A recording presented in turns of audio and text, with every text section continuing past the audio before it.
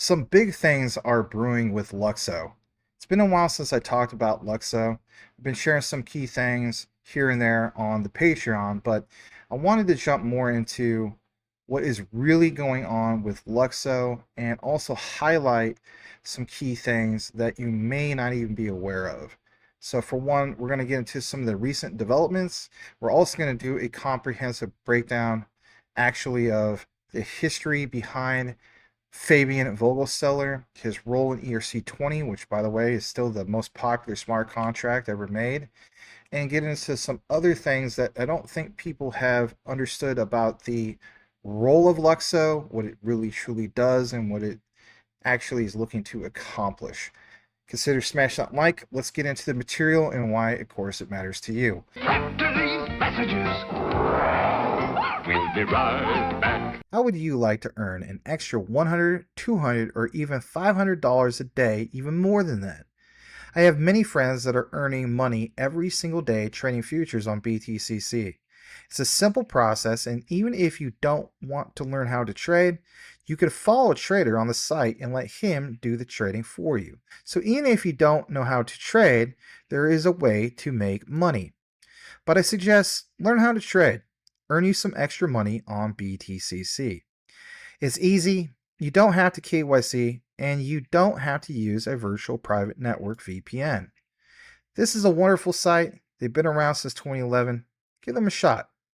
Also, when you earn that extra money, you can store that on your Decent wallet. The Decent wallet was not affected by the recent XRPL debacle, where the backdoor of many wallets was open and there was a breach. So Decent wallet was not affected by that. Decent wallet is as safe as you keep your seed phrase. It's a wonderful product, and you can get the discount by using the link. It's the only way to get the affiliate discount, and that is to use an affiliate link. So that link is popping up on the upper right side of your screen, and it is the one that you will use.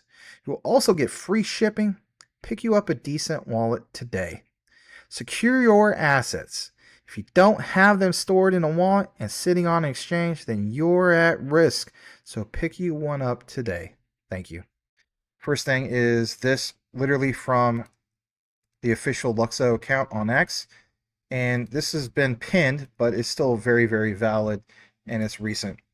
So for one, August 11th, you do see here, like they point out, 129 hack, the grid submissions, 30,903 universal profiles, 138,265 validators, and so much more.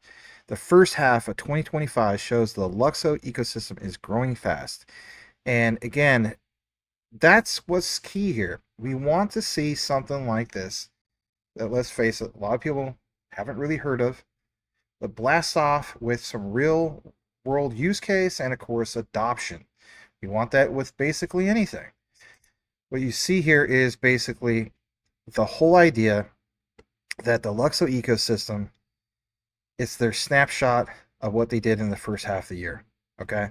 But so much more than just that. So taking more into this, I want to point out these key things that is crucial for you to understand. As we take you over to here, this is basically the whole idea of this profile, okay?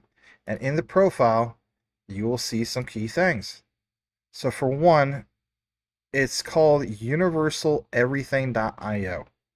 And in it, it gives you an idea of what they're looking to create, what they're looking to do, so on and so forth. In the process of getting into some of this, I want to highlight some of these key things. And basically, it's understanding that they clearly have this highlight of what's referred to as universal profiles. Again, I don't know if anybody's seen this. I'm going to play it again, and I give you a firmer understanding of what this is about. Here we go.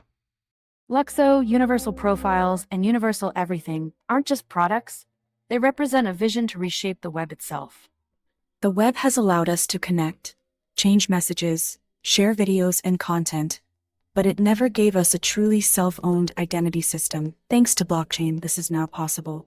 Blockchain allows us to have truly self-owned identities that can not only function as login, hold reference to information like profile pictures and other things that we care about. But it also allows us to transact globally without borders. What we've built is a foundation for this new web to unfold. Born out of Lukso, the blockchain that is run decentralized by around 600 network nodes currently. The Lukso network is based on Ethereum's technology, benefiting from all the security upgrades, node development, and improvements that the Ethereum community brings. But it forms its own network for the purpose of allowing new smart contract standards to unfold, that we call Lukso standard proposals. On programmable blockchains, the standards are the most important aspect of a blockchain, because they allow people and builders to build their tools in such a way that they can talk to each other, are composable, modular, and work in many different interfaces. Lukso standard proposals are the first upgraded version of the core Ethereum standards like NFTs and tokens. And at its core are the universal profiles, a smart contract-based account with all core features of a universal account: permissions, data storage, and the ability to react. It's your forever internet identity to express, engage, and transact. Because they live on chain, not a server, your profile, data, reputation, and apps go with you. Platforms become windows, not controllers. While universal profiles can be cross-chain, they are most powerful when on a blockchain where the new standards live, as innovation comes from the interactions between them and not just the single standard alone. That's why Lukso is so essential. Universal profiles are like a dashboard in the internet, allowing you to embed websites, mini apps, and Web3 functionality for your visitors to engage with. As profiles are not just limited to a person, they can become the dashboard for a collective, the voting tool for a decentralized organization, the fan tool for musicians, or the gateway for companies and brands, one that only you control. When you make every profile an economic actor, tokenization can go far beyond what we know today. It can form communities and become the glue between them, allow communities to create memberships, create partial and shared ownership, enable voting rights, and share treasuries, and all of this in an uncorruptible, fully transparent way. The more developers extend it with new protocols and build mini apps, the more they expand its functionality, improve privacy, or add new things to do. Universal Everything forms the universal interface for universal profiles, a place where users and builders can contribute and create a whole new form of a decentralized web, built by people. There is so much more to build than what you see right now. This is just the beginning. We will increase visibility, discoverability, and transparency, allowing people to see what others do, what apps exist, which communities form, what collectives create, and much more. The new Web3 is run by protocols, built by people, driven by consensus, and a place where we can inherently trust the infrastructure. That's the new Web3 that we are all working for. Join us in building this future. All right, something I want to point out. It's basically like this. If you think about this, especially if you're this type of person, remember, for example, the big leap forward going from Web 1 to Web 2, especially when it came to things like MySpace. I know, I can't believe I'm mentioning MySpace, but so many people took that leap to MySpace, and a lot of people used it. I was also one, but it's going from that to things like Facebook, and that was a big leap in itself. I look at Lukso as kind of like being your social media platform, but if anything, catering more towards you, your identity, and who you interact with, of course, on the blockchain, or into this new next era of the next web, right? So we're always talking about, for example, the tokenization of the internet. Well, your identity on the internet, that has to be worth something, a tremendous amount. But in the past, we've seen, whether it's your Facebooks, whether it's even your Googles, they have harnessed your data, as the term data is the new oil, but they have harnessed your data, harvested your data, and basically capitalized on your data and made it what is referred to as centralized data. And so they made a killing on that. What about us in this next era moving forward? When we want to protect our identities moving forward when it comes to blockchain and DLT, I think Lukso, they get it. And so we're going to get further into this on why that's important. So for one, we're going to take you over to this, and it's this announcement from Luxo that talks about specifically Pectra.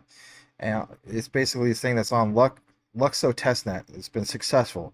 Pectra, which is Prog plus Electra, was successfully implemented on Luxo. Hence, probably why you've seen an increase in price and so on. Again, it's more of an integration, say. So mainnet activation is scheduled for September 17th, but testnet happened literally the other day, August 18th.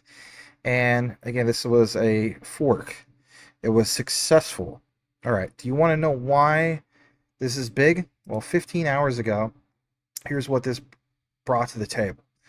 It's called Prog Execution plus Electric Consensus upgrades from Ethereum to Luxo Layer 1.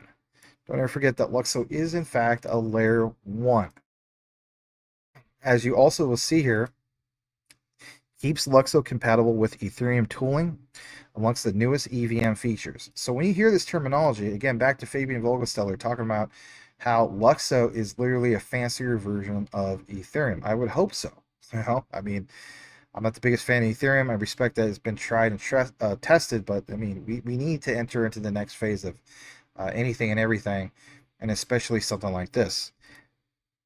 As we get further down into it, this keeps Luxo compatible with Ethereum tooling, like I mentioned, and unlocks these features. What about the validators? What about the node operators? The upgrade allows nodes to go to the latest support clients at least 1 week before the fork. Failing to update in any time may require erasing chain data plus full resync. Resources to get ready. For example, there's a guide for obviously developers and so on, but you can clearly see here that there's going to be this hard fork. Well, if you ever looked into major projects on any blockchain and so on, anytime these events happen, usually you will see some things like price action and so on, just in case you're a person that don't understand the terminology. What I want to take you into is basically this, and it's the whole idea of why this is significant. So for one, you got to keep in mind this thing called the Pectra fork. From what I gather, this is an upgrade, of course, to the Luxo network. It's similar to how software updates improve functionality. And how many times have you seen, for example, like your desktop computer, software updates, and so on. But it likely includes enhancements to security, efficiency, or new features. And that's a win moving forward for Luxo. Now, in regard to this testnet success, I'll talk about this briefly. The testnet is a testing environment where changes are tried out before, of course, going live. And we've seen this, numerous different blockchain projects and so on. But a successful fork, basically in a nutshell, means the upgrade works without major issues, paving the way for a mainnet live network deployment. Even in the world of video gaming, right? How many times have you seen projects go from alpha to beta, private beta, then what they have called is open beta, and then go from that open public beta to a finished project, right? Which will be an actual game. In this case, a blockchain mainnet. So hopefully, if you're new to this, those terms make sense to you. The other thing I want to jump into is basically this, and that's the whole thing of the blockchain project or progress.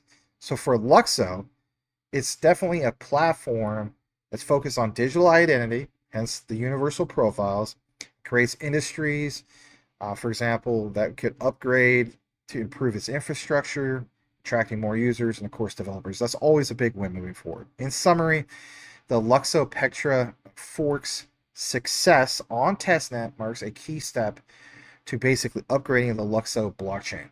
Major win moving forward. Indicates the network is basically preparing for a smoother or advanced live version. Yes, a live version. And that's going to boost its potential in the blockchain space. So I just want to point some of that out. The other thing I want to jump into is this right here.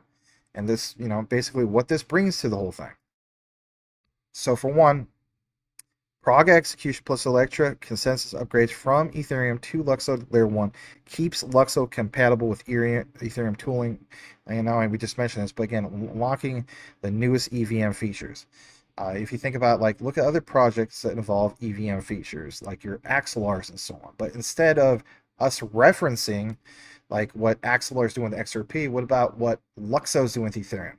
Again, there's value in so many things, even the ones that we don't talk about much on this channel. The other thing I want to jump into is basically recognizing this. This was from Fabian Vogelsteller, okay?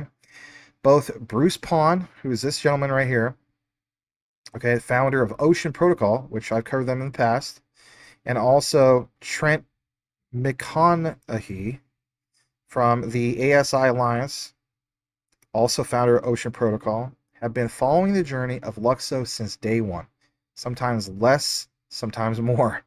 And you have this person, right, Trent, even implemented ERC 725 version 1 into protocols on Ocean, FET, and AFAIK.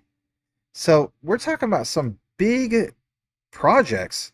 They're connected, obviously, to things that have a lot of AI governance, have a lot of AI integrations.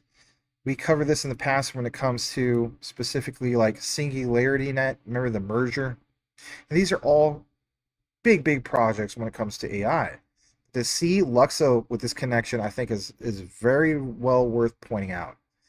The other thing I want to jump down into is basically this, and it's from YouTube. I have boasted this numerous times that one of the main things of appeal for Luxo for me was Fabian Vogelsteller. Because to me, whether we like ERC20 or not and call it garbage and all this, horrible terminology, we should recognize that this gentleman was part of Ethereum. He had connections, obviously, to Vitalik Buterin, but he created the world's most popular smart contract, the ERC20 smart contract. It's still the most popular, most used one to this day. I want you to hear it from him, not me, him, because I've been talking about this for a while. We'll show two or three key areas. So for one, it's this chapter. It's called How ERC20 Came to Be. Again, this guy is with Luxo, okay, but formerly with basically Ethereum. So we're going to share that part. Then we're going to jump into why Web3 needs digital identity. This other area I want to get into is how digital identity is evolving and universal profiles explained, where Luxo stands today. So actually, but maybe 3, possibly 4. But if anything, this key part. So I'm going to go ahead and zoom in on this. Again, listen to this. It's not super long, roughly about 5 minutes, and we'll jump into some of the other key areas. Here we go. I helped standardize a lot of things. So I kind of like slipped this way into the standardization route. That is so exciting. So it's been a roughly 10 years now since you proposed the ERC20 standard. If you take a step back and you look at the last 10 years, did you have any idea that it would become such a foundational piece of Web3 infrastructure? And what are your thoughts over the last 10 years? How do you think has blockchain achieved everything that you hoped it would? And where are we in terms of its maturity? So I knew Ethereum is going to be a game changer. I mean, I knew it the moment I heard about it, just because blockchain can be just so much more and can do so much more than just being like a token that you can move around like Bitcoin. There were already other ideas before Ethereum, but it never in this comprehensive generic way. When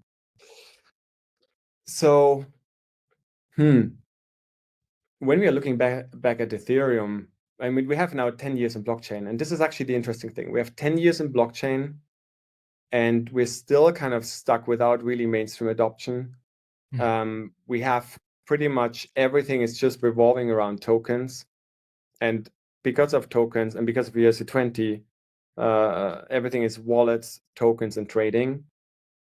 That means, yes, it expanded the abilities you can do on blockchain in the finance sector, but the rest of the world is not using blockchain because not everybody's interested in buying and selling something. And not everybody's just interested in trading and making money. And if we look at the 10 years that we have right now, and then we see meme coins as being it was the prevailing wave, the last wave that just pretty much ended, I would say. and before that was NFTs. It basically shows us that we came to the extreme of tokenization, like not because we moved tokenization beyond the trading, but we came to the end time of like what could be done with tokens and trading. And it's kind of like funny to see, but also a little sad to see, because when I told you about the Mist browser, the ideas that Alex put in that video, which was there was already like DAOs and family trust and voting things and creating communities and like he already mapped out so many things. And in the last 10 years of Ethereum, we have barely achieved more than just the trading aspect of it. Yes, we built a lot of tools and protocols and DeFi and lending and God knows what, but it didn't really move beyond that. And actually, there's a reason for that. And that's the reason that has been really like on my mind for the last 7 years, rebuilding and rethinking the fundamentals that prevent us, or which have prevented us, have prevented us really from moving beyond this just the financial aspect of blockchain and preventing people from really getting into the space. And why is that? Why haven't we progressed very much in the last seven or so years? Well, we know that answer. It's because we never had clarity. We never had a regulatory compliance and so on. The other area I want to jump into is this right here. So for one, why Web3 needs digital identity? Because at the end of the day, that's what Luxo is all about, right? Let's go ahead and play this right here. Here we go. It's almost like on the one hand, the public key cryptography, the private and public key pair as your wallet, it really kind of carried us forward. I mean, it was an innovation, really. It was a huge innovation, I think. But at the same time, it also prevented us from moving forward because if everything is a wallet, as you say, then everything becomes a financial transaction. But it ignores all the other types of connections and types of interactions that we could have on chain. All right, we're gonna get more further into this, but I want you guys to think about this. It is so much more than just transactions. For a lot of you guys, you're pointing out like I only want to be an XRP because, it's the value, right? It's basically the value transfer, all right? And I get that. I totally get that. But at the same time, like I myself, I haven't gamed in a long time, but that's part of my roots. Are you the type of person you hold a Steam account? Do you even know what a Steam account is? So for one, a Steam account, think about what games you have on your Steam account. Well, Steam will give you recommendations based off of your identity of what type of games you play. So for example, in your library, let's say for example, you have, I'm just gonna throw this out there, like you're really into Battlefield, you're really into Call of Duty, you're really into, like me, I'm into Enlisted. That's the game I've been playing for a while. Love Enlisted. So Steam knows that these are the games that Max likes to play. So first person shooters and so on. But what if it's a person that's like only into RPGs and so on? Now apply that to even like social media. Now apply that to like clubs. Let's say for example you're really into like racquetball, or you're really into ping pong, or just so many things, hunting, right? It's taking that, not necessarily sharing it to everybody out there, but if anything, you take control of your identity, and that's got to mean something moving forward.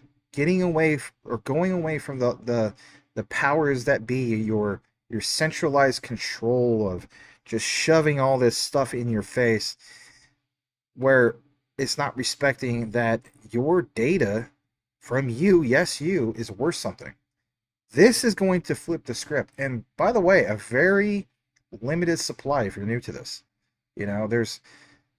We're talking millions of tokens, not billions of tokens, or coins, I should say. The other area I want to jump into is recognize a little bit more about this. So for one, we're going to play a little bit more about why Web3 needs the digital identity. Yeah, exactly. And so you've channeled your energies now into Luxo, the current project that you are leading.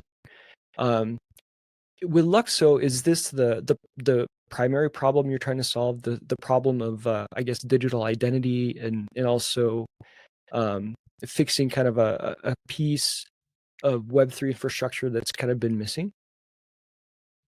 Yeah, absolutely. So it's really simple. When you look at Ethereum, ERC20, which I proposed in 2015, which then kicked off ICOs, kicked off DeFi, kicked off everything literally we have today. And because ERC20 was adopted everywhere, everything that we have right now is somewhat compatible to ERC20. So everything kind of came out of that one single standard.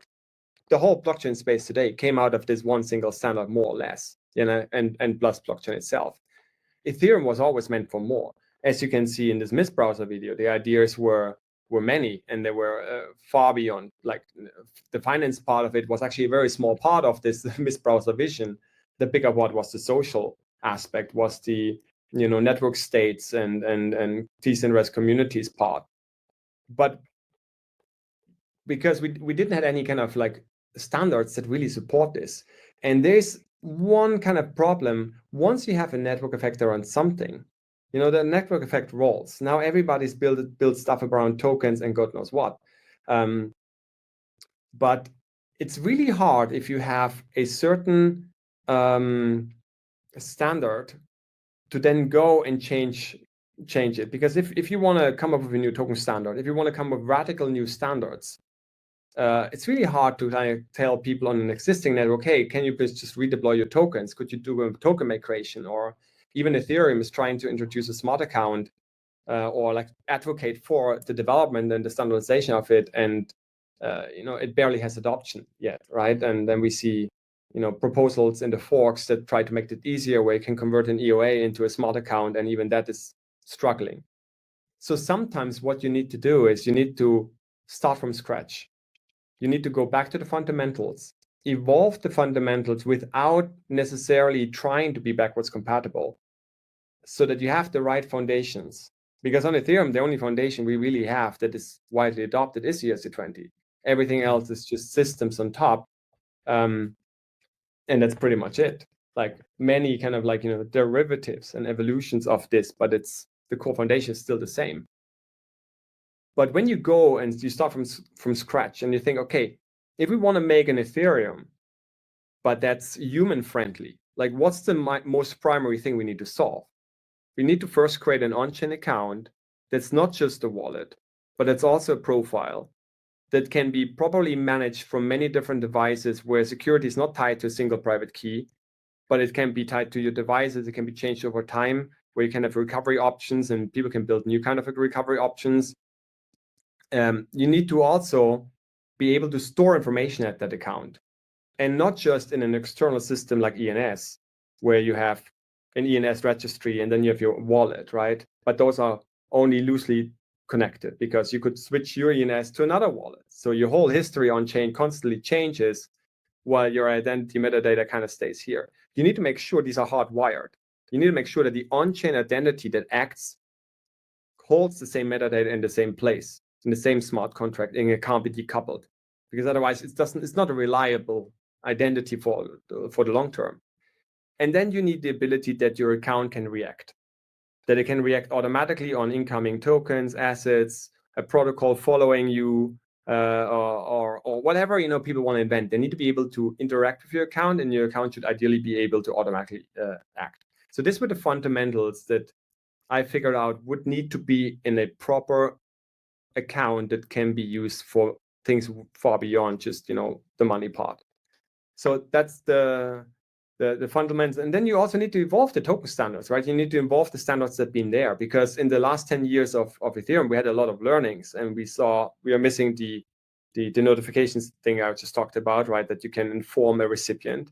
We're missing the ability to be more flexible with metadata, because maybe people want to attach an icon of their token. Maybe they want to change the text, right? Right now, if you have a token project and you want to tell something to your community, you have to go to market cap and update the text there.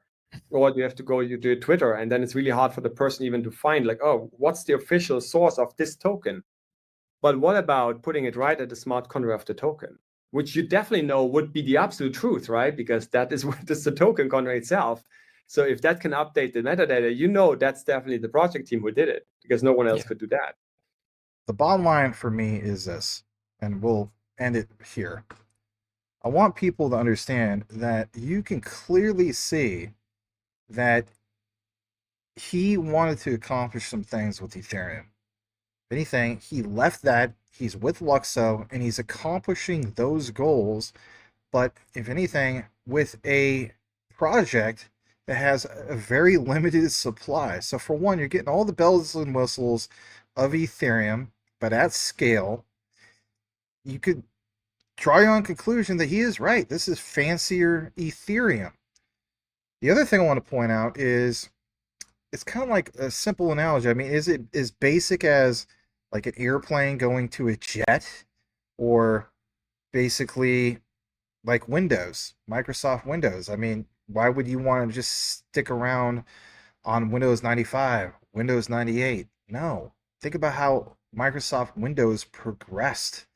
If you were to compare Windows 95 and the internet that existed then for those standards and try to apply that towards today, you're not going to be able to use that operating system. It's going to fail because the amount of data that's being poured into, like, even our browsers, it would basically crash. There's no way it would be able to be compatible.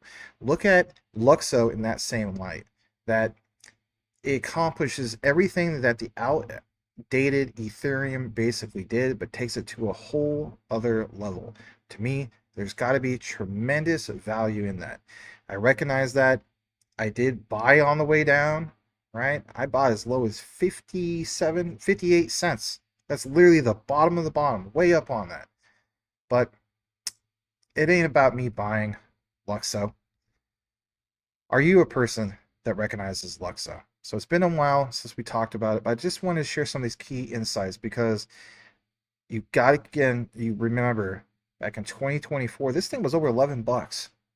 What will happen here soon with a little bit more clarity moving forward? So do me a solid, if you listen to the entire outline, simply type in this key comment into the outline, and that is scalability. And I'll know that you listen to the entire outline, because the way I look at it, Luxo does have that scalability compared to Ethereum, which lacks that. Saying goes, know what you have, know why you hold it. The research trumps FUD 110%. May the Lord Jesus bless you all. We'll see you on the next one.